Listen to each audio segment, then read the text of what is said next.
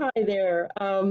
This is Lori. I am a LIIFT practitioner. You may not have heard of LIIFT, L-I-I-F-T, but it has been being practiced for 10 years. It has been developed over 30 very personal years by Brian Eastman. I have Brian with me because I really want to expose the world to this incredible healing technique. I've done a lot of healing techniques. I've even trained on a few of them, but this one is the one that really helps in so many situations. So I wanted to bring you Brian. Hi, Brian. Hi there, television land, or do we call it internet land? Hello, movie land. So I thought a few things might be really helpful to give people an idea about what LIIFT does as a first step. And then we can talk about a little bit about your story or about any of the details of LIIFT that you really feel are super important for people to understand. So, cool. Okay, let me start with the sense of what LIIFT is. If you've never heard of it before, LIIFT heals emotional damage. It does it without doing therapy. In fact, one of our mantras is, you don't have to talk about what happened. You don't have to remember what happened. You don't have to re-experience what happened. We're simply going to erase the damage and put something better in instead.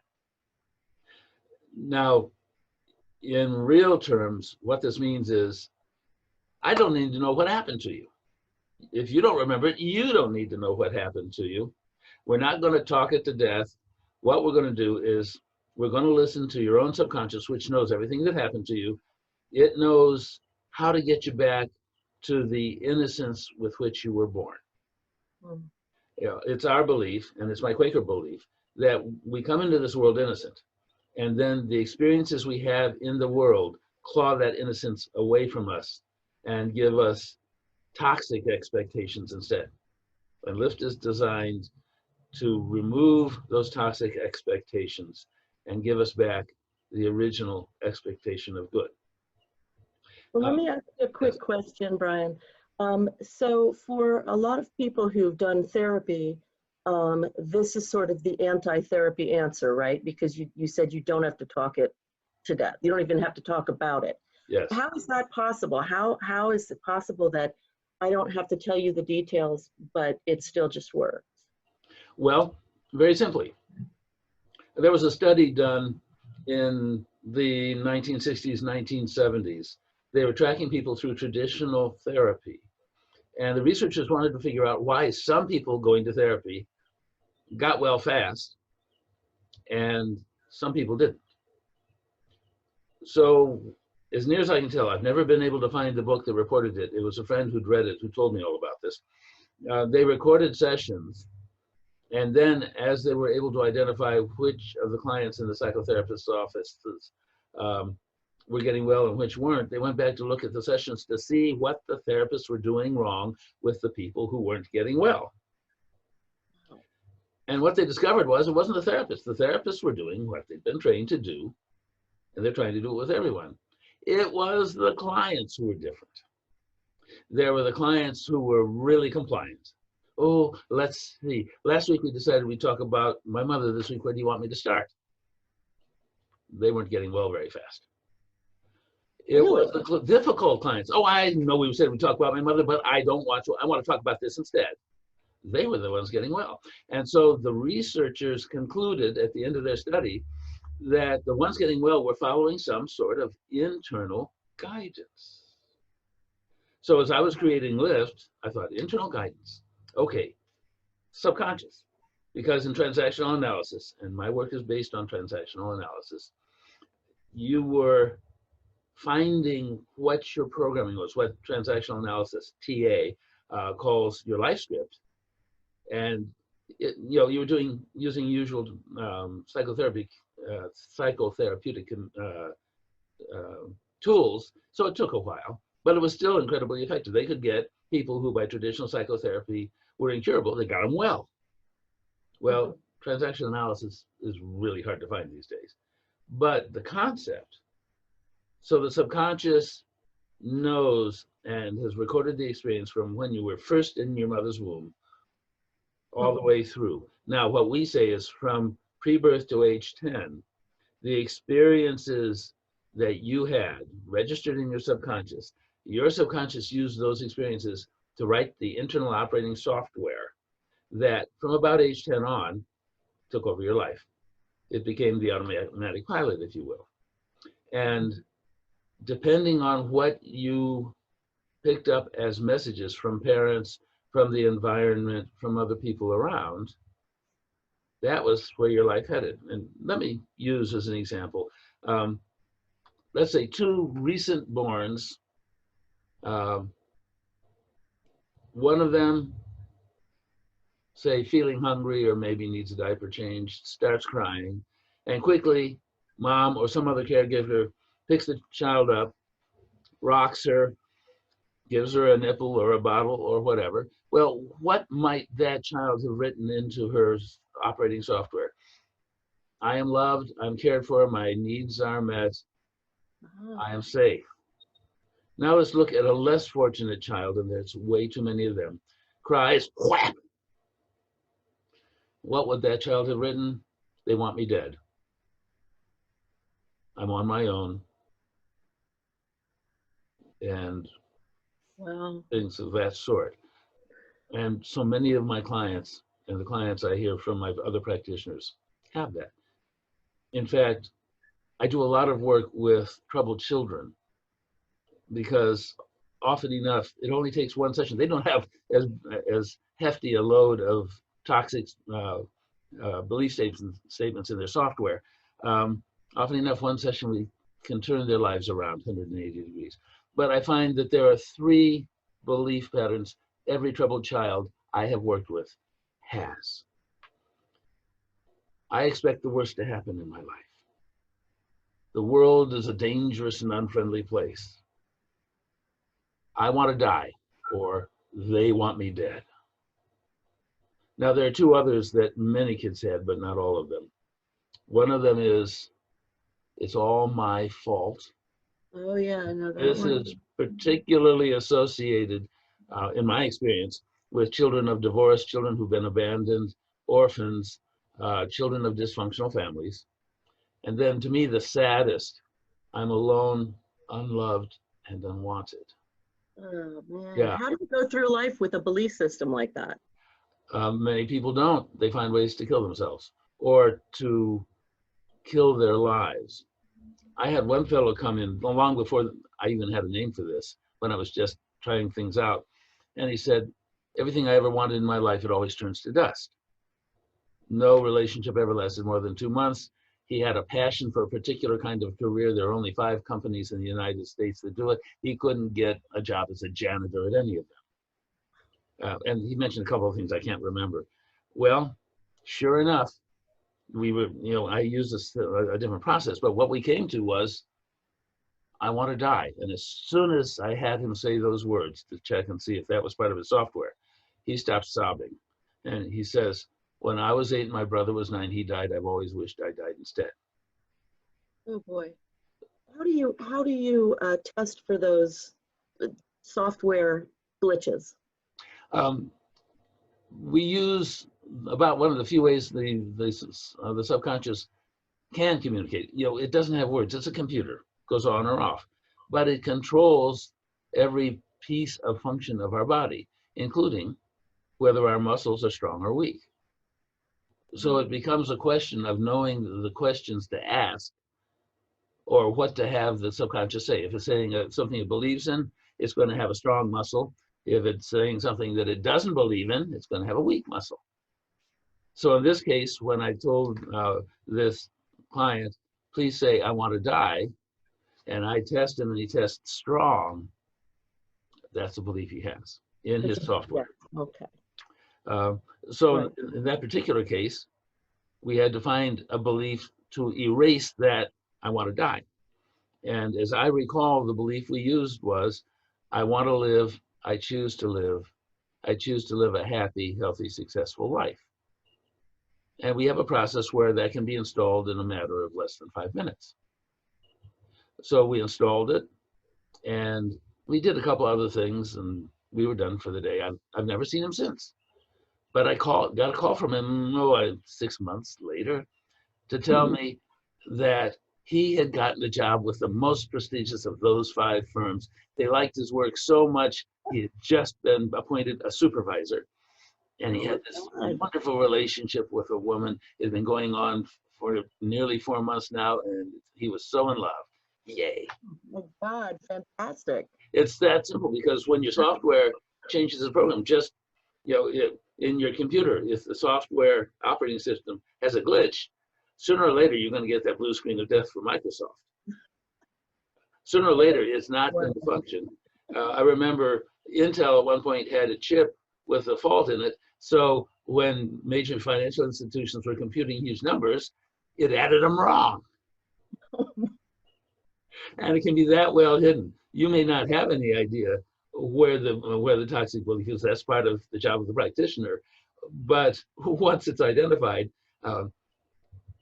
it's often enough, we identify something and my client's eyes get big and they say something like, "Oh, blank."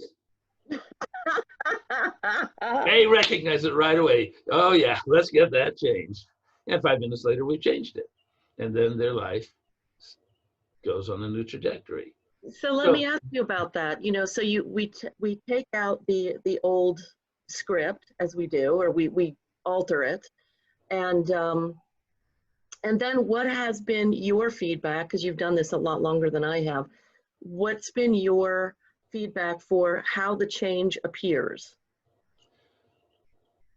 In other words, does the person, like, boom, they feel it, they're like, now I'm skipping down the street? Do they sort of just start to notice, oh, there's a change in the way I'm thinking or acting? Yeah. All of the above, sometimes instantly, sometimes not. I had one fellow come in for a sample session, and I believe you give sample sessions so there's no charge. And when we were done with it, he said, I'm not convinced. He was skeptical to start, was skeptical. Drove home, walked in the house. His wife saw him when he walked in and says, "What's happened? You've changed." Oh my God, come on, really? Or one of the ones that I guess is one of my favorite. I was working with a client, and early on we came up with a toxic belief: I must never say no, which is accompanied, and this is common among many women. It's wrong to say no. It's unloving to say no. Absolutely. And things like that. And we changed that to, it's right, safe, okay, and appropriate for me to say no when I want to, and I do. Yes. And the second one was, the toxic belief was, I struggle to say no. And I must always explain this when I say no. And so we changed that to, I say no easily without needing to explain. And then we did the rest of a short session, the intro session. I didn't think too much about it. Cool. Well, the next morning I get a call from her, something like 8:30 in the morning. She says, "Last night after I got home, my adult daughter showed up and she demanded money from me again." And I said, "No, I've never said no to her before." And she got mad. She started cursing me and throwing things, and I still said no. I couldn't say yes. I had no idea that it could have that big a change so fast. Well, would you tell us all the different things that can be changed? What is LIIFT good for people needing help? Just about anything where your life isn't working the way you want it to. The goal, one of my goals in LIIFT, is someone I'm working with ultimately feels good inside their own skin. And they and their skin feel like they fit into the world. So I've done everything from people whose romances always blew up. Many people who come out of abusive relationships but keep finding themselves back in abusive relationships and not seeming able to adjust. Well, often they believe that's all either they believe that's what love is, and so we change the beliefs around that, or they believe that's all they're worthy of, and we change that. Each change is about 5 minutes. So in a normal LIIFT session, we may get anywhere from 8 to 16 specific belief changes installed. So this isn't like therapy where you're going to talk forever and ever and ever. It's fast and it's effective. That doesn't mean you may not be working with me for a while if you got a whole bunch of damage, because your software is probably trillions of lines long. You know, think that Microsoft has several 100 million lines just in a simple computer operating software. And we just need to clear out and let the subconscious shows the way to the fastest way to the happiest place you've ever lived. Well, I know that in our work, I had come to see you maybe, I don't know, 3 to 5 times. And then I took a big emotional hit and came back to see you. And I noticed that one of the lines we were working on, we had worked on before. And so I remember I asked you, I said, hey, you know, is this stuff permanent? And you said generally yes, but sometimes if you do take a big emotional hit, some of the really basic things, 1 or 2 strands might backtrack. Do I have that right? Essentially, yes. Generally, it's permanent, unlike affirmations. If something untoward hits a hot button, then you may not lose the positive, but the negative may come back too. And so then we have to get the negative out of there again. Okay, can you explain to people about the positive and the negative, or the positive and the toxic? Okay, let's use I expect the worst to happen, toxic belief, Right. non-life affirming, if you will. We install I expect the best to happen in my life, and it does. Okay, something's, you know, so things are going along well, and then let's say your abusive ex shows up in town and beats you up again. You know, I'm using something really extreme. Yeah. You're still going to have this one that we installed the positive of I expect the best to happen, but I expect the worst to happen may have reasserted itself, and now they're both there. We call it a doubling. Okay. And then we just do a reinstall to get that gone again. Well, Doesn't happen often. I'm sorry? It doesn't happen often. Okay. Okay, yeah, and I think I have the honor of being the only person you've worked with who, at the end, when we say, when should this person come back? When are they ready to come back? I was the only person you've had so far that it was, she can come back tomorrow. Yeah. So I remember I've been told, 3 weeks or, 9 days or what, it's all over the place. We even test for that. So. Yes, that's one of the other cool things. Traditional therapy, in my experience, and I have a lot of it because I was literally crazy in my 20s, diagnosed. Okay, you come in every week or twice a week, without fail. Well, depending on what you just healed for, it may take a while for your subconscious to get used to this new piece of its software. And so we ask the subconscious, how long is it going to be before it's ready again? And usually it's a week or 2 weeks or 3 weeks at the minimum. But I have some people who are on a budget. Yeah, they could come back in a week, but they're going to be next month because they can afford once a month.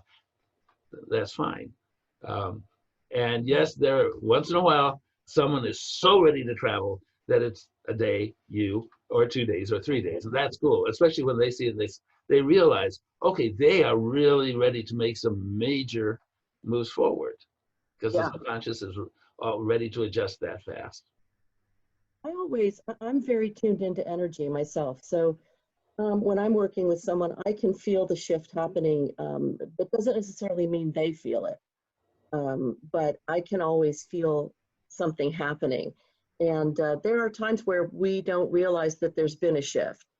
So you have something in your practice where you reflect things back to people, right? A couple different ways. First, we have a numeric baseline. Because the subconscious, it's a computer, we can ask, how much damage is it carrying for this or that in numbers? And then as we heal, we can check back and see how the numbers have changed. Two specific aspects. One is emotional burdens, because all of us have at least some emotional damage that's unresolved. And we ask the subconscious to tell us on a scale from 0 up to whatever, how bad's the damage? Right. And then as we are healing that emotional damage, we can watch that number come down. The other part is, within your software are built-in limits of how much good can you have. I love that one. It's like a truck driver. The over-the-road truck drivers, Most of their rigs have limits. It doesn't matter how hard they push the pedal down, it's still only going to go 65 miles an hour. Well, in Right. your life, it doesn't matter if you've just been appointed president of a company. If you're only allowed 25% success rate, somehow or other, you're not going to have more than a 25% success rate until we change the numbers. And we ask the same thing. So that's one aspect of it. And then down the road, the people start seeing the differences in how their life plays back. And often enough, friends will comment on the differences. And then one last part is, as I've worked with people, once in a while in our conversations, I tell them what I've seen that's different, so they get a feedback from the person who's been walking this road with them. In fact, I just was talking with one the other day. Maybe we've been working 6 months she comes in once a month. And she started being really funny. Before it was really serious, and right at the beginning, almost anything we did was tears. So she had a whole load of stuff. But now she has this really pixie-ish sense of humor, and we were laughing a lot. And so at some point I said, just want you to know, I see such a difference. You are so funny now. She hadn't realized she changed. Oh, it's so fascinating. Wow. Well, listen, we're going through this whole coronavirus thing and having to stay at home as we make this recording. And sometimes we will have clients who are distant, so it isn't about any kind of a virus or anything like that. And I know I just did a session with somebody in Texas last night. And so in that case, we can still use the muscle testing. I know you test this way and I do this. So there's so many ways, but the thing is, I just wanted to tell the people who are watching this and have us discuss what our intention is, your intention and mine, for people during this particular time. Because ordinarily, I think your charge, I don't know, what are you charging now during normal times? During normal time, $90 a month for one session a month. And then if they want more than that, they can do more. Yeah, given the times you and I have had this discussion, since then I've talked with several of my other practitioners. If any of you watching are having a tough time with this, and I'm seeing so many people with heightened anxiety and just heightened emotional stress of all sorts, because it's hitting all sorts of hot buttons. I was working with one gentleman, and he's a newbie to me, so I don't know much about it, but we spent the whole time getting rid of grieving damage, rage damage, anger damage, scared damage, distress, and trauma. And toward the end, he said, boy, this is bringing up so much from my childhood. I was abused so badly, and it's all coming back. So emotional damage, resonances, if you're scared that you're not going to make it, you're not going to be able to handle it. Yeah, we've got belief statements to install because you haven't got the right ones in there. We need to install things like, whatever changes come my way, I get the best of it. And so there are many aspects that can be healed.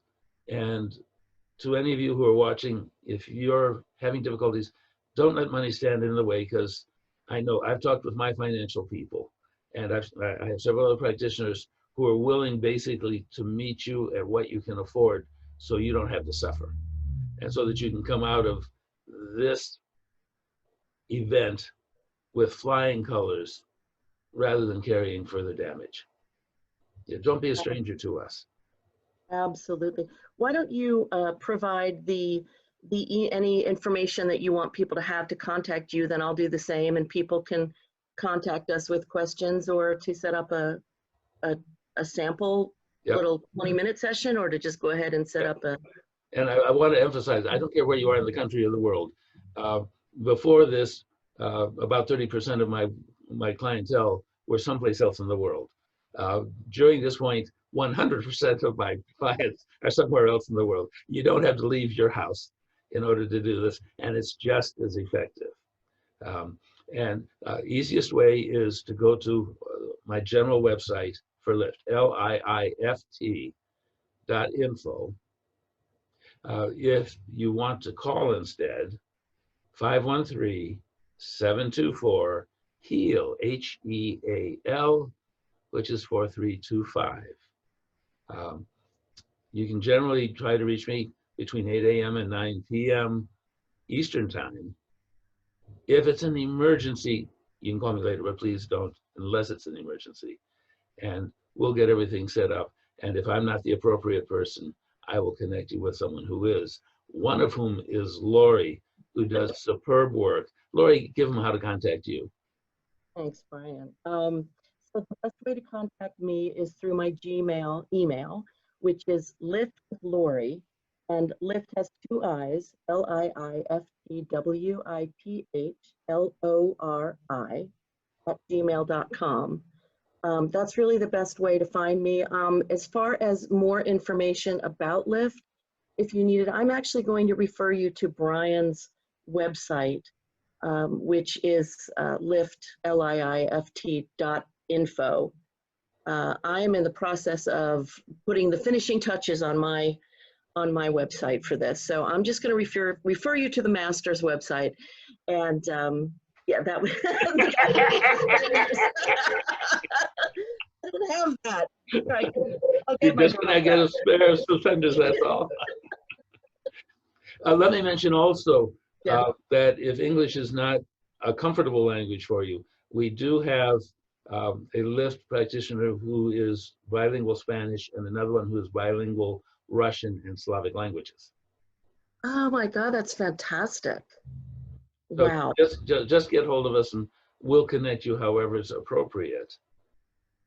Perfect. I just have one final thing I'd love to sort of slip in under the radar here, so to speak, and then we can finish up. But I think people would be very interested to know, you mentioned that you had been mentally ill at one point. Could you just give us a little brief snapshot of how that and LIIFT are connected? Sure. In my early 20s, I was diagnosed schizoid and paranoid. You'll never be normal. You can go to this talk group we have, it won't help you. Wow. They were right. In fact, it was so useless. A month after I quit going, they just canceled the whole thing out. Oh my gosh. But on the way out of that shrink's office, I should parenthetically say, you need to know, I am a minister. I am not of a specific faith. I am a trans faith minister. This is not a religious process. The only thing you have to believe in order to participate is that maybe, just maybe, you can have a happier, more healthy, more successful life than you do now. But it's important in my story because on the way out of that office, I said, God, I don't know what normal is, but I sure don't like where I am. Can you help me out? And over the next few decades, I found people doing weird stuff, Gestalt therapy, structural integration, and by grace of God, transactional analysis, when you could find people to do it. And with their help, I got well. I fit well in my own skin. I'm able to have wonderful relationships. I'm now married very successfully for 23 years with a woman who puts up with my still quirks. Thank you, Phyllis. And then when I was unexpectedly called into the ministry, again, nothing I ever sought, people were coming to me hurting, and it was, oh my gosh, there's nobody doing transactional analysis around here. I can't send them to regular counselors because I already know mostly it doesn't work and it's too expensive. Okay, can't you give me something that can help people, God? And pieces of information that I gathered just out of curiosity started fitting together like a 3D jigsaw puzzle. I started trying things out. People were feeling better. And one day, one of the members of my board of directors for the church I serve came to me and said, whatever this healing thing is you do, it's too powerful just for you to do. You need to be teaching. And it was like, me? Teach? It was just instinctive. So then I had to put together the structure. And having been in advertising at one point, I was realizing I can't teach something without a name. Right. And the next day or 2 days later, 6 a.m. in the morning when I woke up, threw my feet on the floor getting out of bed, bright lights inside my head, LIIFT, life improving internal focus technique. Wow. Okay, boss. And it just sort of went from there. That's a cool story. So another thing about LIIFT, for those of you who have not experienced it yet, it's wonderful fun. I do work, one of my offices is in Springboro, Ohio. During normal times, I have offices in Springboro, Indianapolis, Louisville, as well as Middletown and Mason, and here in Cincinnati. But at the church up in Springboro, where I see people, the pastor, who is also a counselor, interestingly enough, confided to me once that he was always really glad if he happened to be working in his office and we were in the building, because there'd be so much riotous laughter coming out of the room. You know, this isn't where you have to suffer. This, you know, this is fun stuff as well as, oh, I get that now, sort of thing. And often enough, someone will come in after the last session and say, oh, guess what that just happened? Oh, a wonderful example, in fact. I've been working with a woman. I don't know anything about her past. She hasn't talked about her past. I've come to surmise things weren't really good in her home life as a child. But I guess 3 months ago or so, we found ourselves spending one whole section working on beliefs about leadership. And she was laughing about that. She said, my whole life, since my childhood, I learned I was best off being invisible so nobody could cause me trouble. I always sit at the back of meetings. What am I going to do with leadership? That's what your subconscious gave us. Well, the next time she comes in, a couple of weeks later, she says, now I know about leadership. 2 days ago at a meeting, I volunteered to lead a committee. Holy. And then the next time she called and said, I went shopping yesterday. Now, normally I only dress in grays and blacks. Yesterday, I bought this whole set of outfits, bright colors. It's like, okay. She said, I can only blame LIIFT on this. That's so cool. It's yeah, you can. Yay. I love that because it's not in a straight line. Like, it's not what you expect. And No. that's something I really love about this practice. Yeah. And we, in fact, when I'm teaching practitioners, one of the things I have to teach them is don't think. Yeah. Don't decide what you're going to do. Let the subconscious show you. Because, you know, from my religious background, when you see a miracle, you realize the way the miracle got there was not a straight line. The straight line looked like this to the divine, or to us, but to the divine, it was a straight line. And wonderful things happen. I have people who have better lives. I had one gal who, she says it was about 8 months in, came in one day and said, I must be getting close to being done because I'm smiling all the time now. Used to be I only smiled if the big boss noticed me and gave me a compliment. But now I'm smiling because I'm happy. Then she goes on to say, I never told, remember, you don't have to talk about it. She never did. I never told you about this. But from the time I was 4 until the time I was 10, I was my father's sex toy. Oh, God.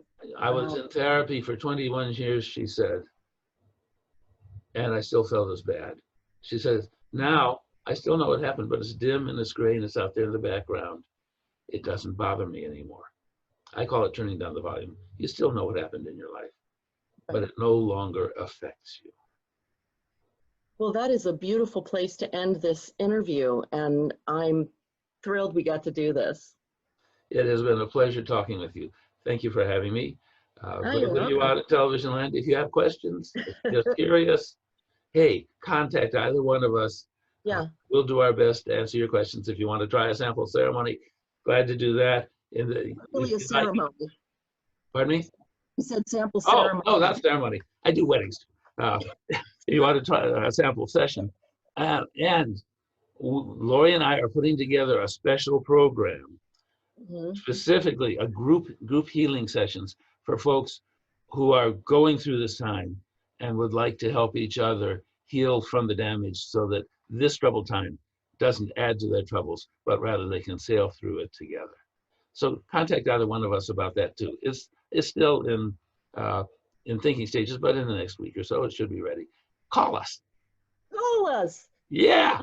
Operators are standing by. Boy, we got a deal for you. Thank you, Lloyd. Bye, everyone. Bye. Thanks, Brian.